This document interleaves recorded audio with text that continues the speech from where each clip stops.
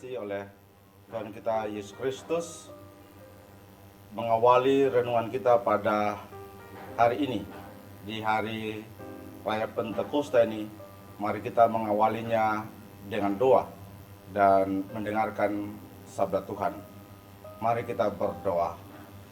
Dalam nama Bapa dan Putra dan Roh Kudus. Amin. Allah Bapa yang Maha Kuasa dan Maha Cinta, lewat Yesus Putramu, Engkau menjanjikan akan senantiasa mengutus Roh Kudus untuk menyertai kami, para murid Yesus yang telah percaya pada Dikau, Allah Tritunggal. Untuk itu ya Tuhan, pada kesempatan ini kami hendak mendengarkan sabdamu. Kami mohon semoga Engkau mencurahkan Roh Kudus itu menaungi hati kami semua, agar kami boleh mampu membaca, mendengarkan, merenungkan, dan mengamalkannya dalam kehidupan kami. Demi Kristus Tuhan dan pengantara kami. Amin. Dalam nama Bapa dan Putra dan Roh Kudus. Amin. Tuhan bersamamu dan bersama rohmu. Inilah Injil suci Yesus Kristus menurut Santo Yohanes. Dimuliakanlah Tuhan. Pada perjamuan malam terakhir, Yesus berkata kepada murid-muridnya, "Jikalau kamu mengasihi aku, kamu akan menuruti segala perintahku. Aku akan minta kepada Bapa, dan Ia akan memberikan kepadamu seorang penolong yang lain, supaya Ia menyertai kamu selama-lamanya. Jika seorang mengasihi aku, Bapakku akan mengasihi dia, dan kami akan datang kepadanya, dan diam bersama-sama dengan dia. Barang siapa tidak mengasihi aku, ia tidak menuruti firman-Ku, dan firman yang kamu dengar itu bukanlah daripadaku, melainkan dari Bapa yang mengutus aku. Semuanya ini kukatakan kepadamu selagi aku berada bersama-sama dengan kamu.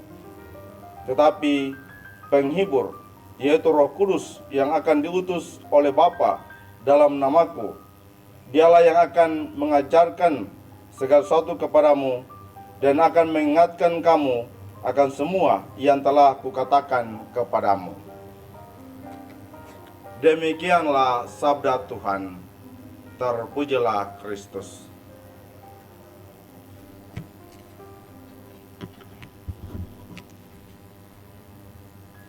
Saudara-saudari umat beriman yang terkasih dalam Tuhan kita Yesus Kristus,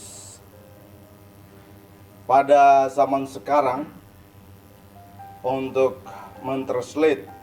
menerjemahkan sebuah bahasa pada orang lain sangatlah mudah. Kita bisa temukan banyak aplikasi translate dalam berbagai bahasa. Sekarang lebih mudah, dan kita tinggal pilih berbagai aplikasi. Bahasa apapun, entahkah kita di Indonesia, lingkup Asia, berbagai bahasa yang ada di Asia, di bagian Eropa, Timur Tengah, dan seterusnya. Dengan alat-alat aplikasi yang ada, kita dengan mudah dapat menerjemahkan bahasa dari manapun. Tentang terjemahkan bahasa ini, justru pada bacaan-bacaan pada Hari Raya Pentakosta hari ini, khususnya bacaan pertama, mengisahkan bagaimana para rasul ketika dinaungi oleh Roh Kudus, mereka berbicara dengan berbagai bahasa. Banyak orang mendengarkan dari berbagai daerah lain. Para rasul berbicara dengan bahasa mereka. Dilukiskan dalam bacaan pertama dalam Kisah Para Rasul. Orang-orang mengatakan, "Bukankah semua yang berbicara itu orang Galilea?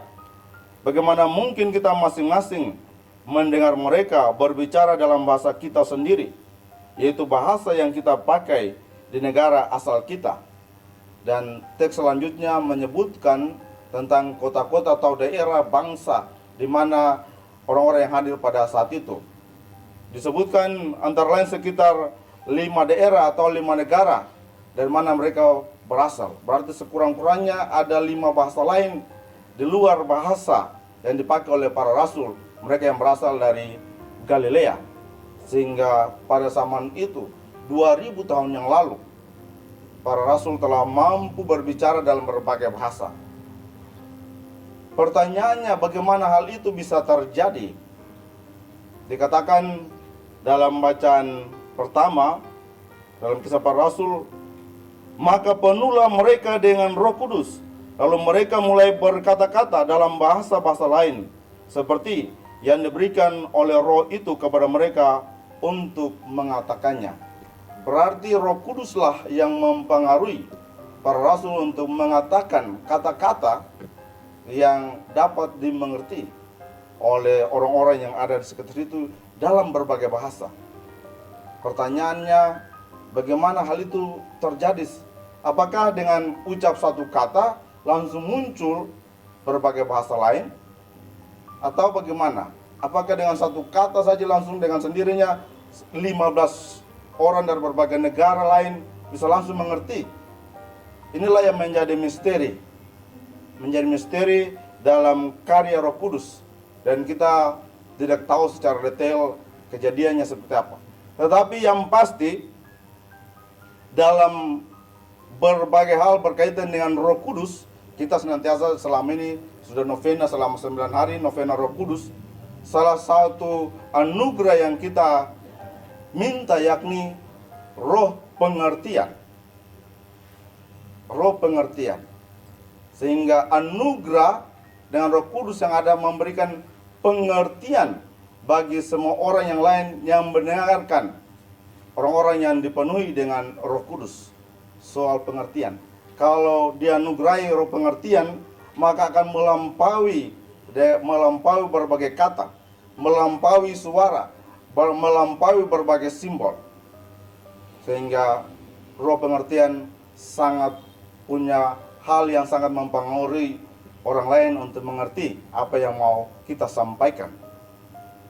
Ada yang berbicara lisan seperti biasa, orang lain bisa mengerti. Tapi juga ada yang dengan gerak-gerik, saudara-saudara kita yang bisu tuli, mereka juga dengan gerakan. Tetapi orang juga yang sudah sangat mengerti, bisa juga dengan gerakan saja bisa mengerti.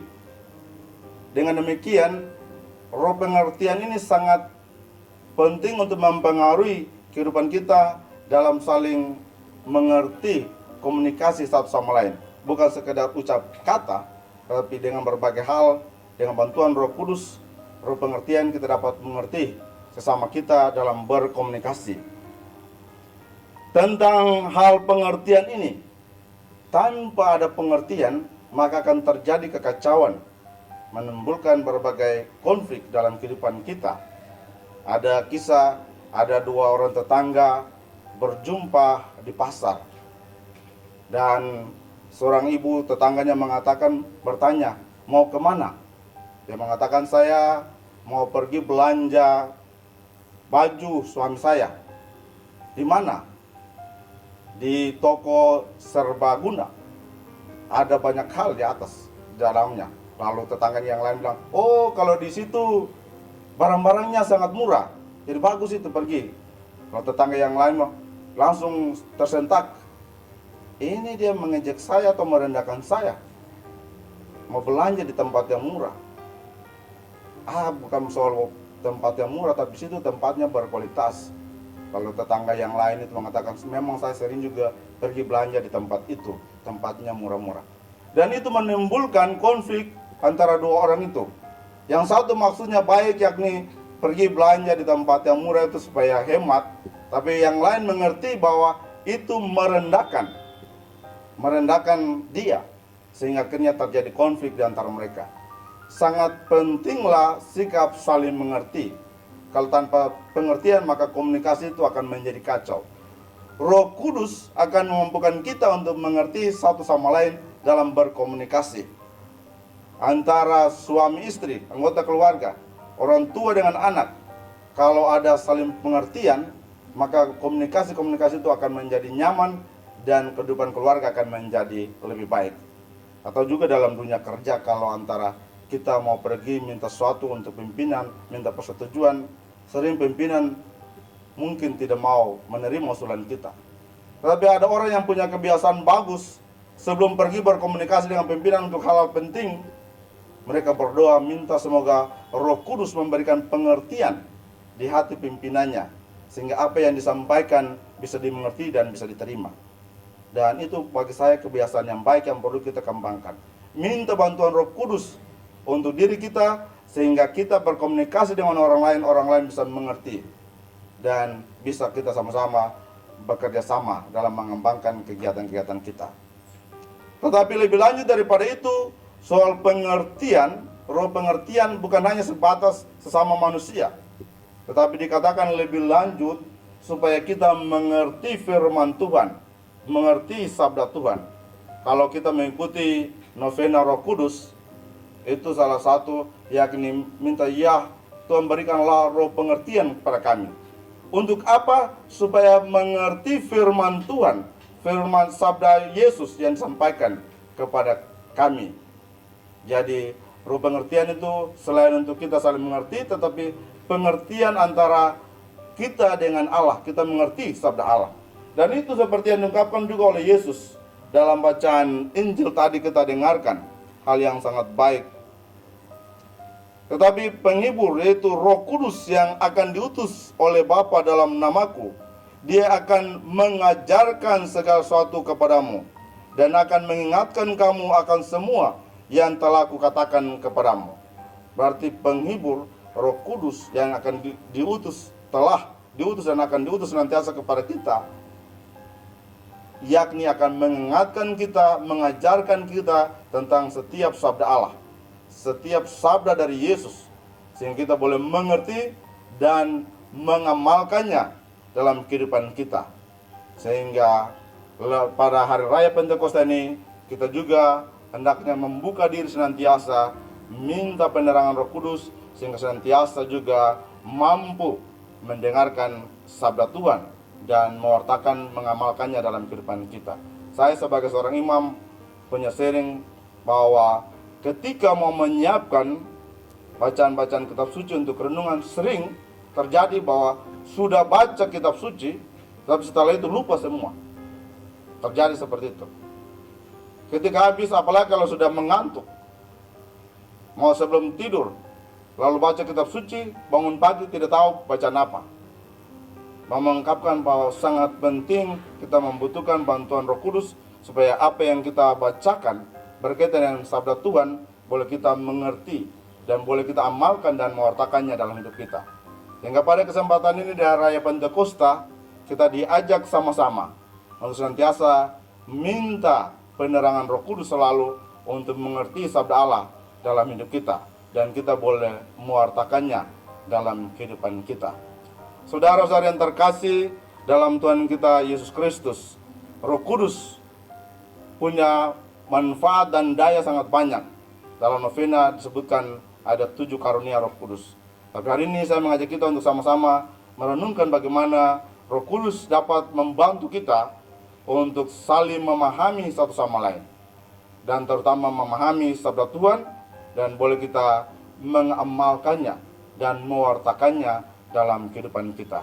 Kita berdoa semoga Roh Kudus senantiasa menyertai kita dalam setiap perjalanan hidup kita. Semoga demikian. Amin. Dalam nama Bapa dan Putra dan Roh Kudus. Amin.